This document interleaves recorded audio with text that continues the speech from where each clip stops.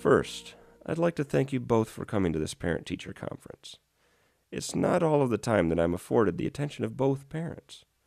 Now, for the most part, academically, Will is doing quite well in my class. There are only a few exceptions which I want to discuss with you today. I'm sure you're not aware of this, but Will can be quite disruptive whenever the class is discussing a subject that he finds distasteful or contrary to his Christian beliefs. Now, I can appreciate his conviction, but frankly, there's no place in the public school setting for such outbursts.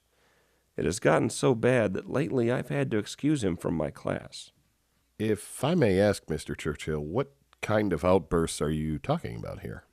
Well, Mr. Wartley, a recent example would be during our discussion about evolution. Throughout my entire lecture, Will insisted on interjecting his personal religious beliefs into the classroom discussion. Begging your pardon, sir, but that doesn't sound like an outburst to me. It just sounds like my son has a difference of opinion than what you teach in your class.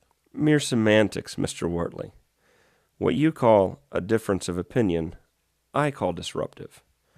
Now, frankly, there is no room for insubordinate behavior within my classroom. The texts are written by some of the foremost experts in the field, and accredited by the school administration as the foundational text for this course.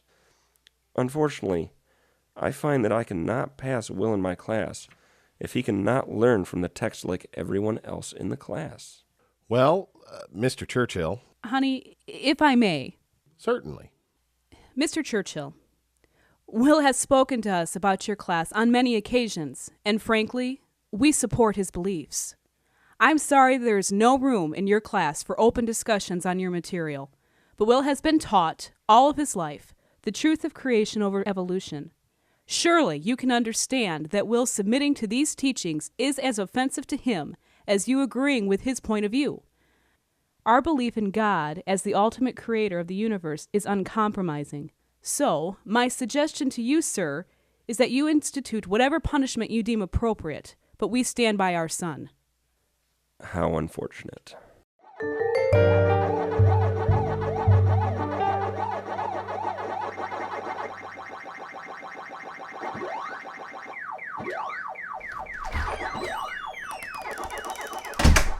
Will, honey?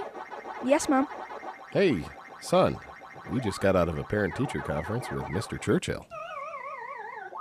Honey, I just want to tell you how proud I am that you stand by your beliefs. Now, son, there is a fine line between respecting your teacher and standing up for what you believe. Your mother and I agree that you did the right thing. From what I can tell, you weren't being disrespectful, but were only stating your position, and that takes courage. For the rest of the semester, you've been allowed to take an alternate class instead. Thanks, Mom and Dad. But if it's okay with you, I'd like to stay in his class. What? He said he might fail you. I know. But there is a girl in that class who asked me a lot of questions about God because of the discussions. It is the only class I have with her, and who knows, maybe sometime I'll think about inviting her to church. Are you sure you want to stay in the class because you want to talk with her about God? Or are there other reasons at play here? Dad,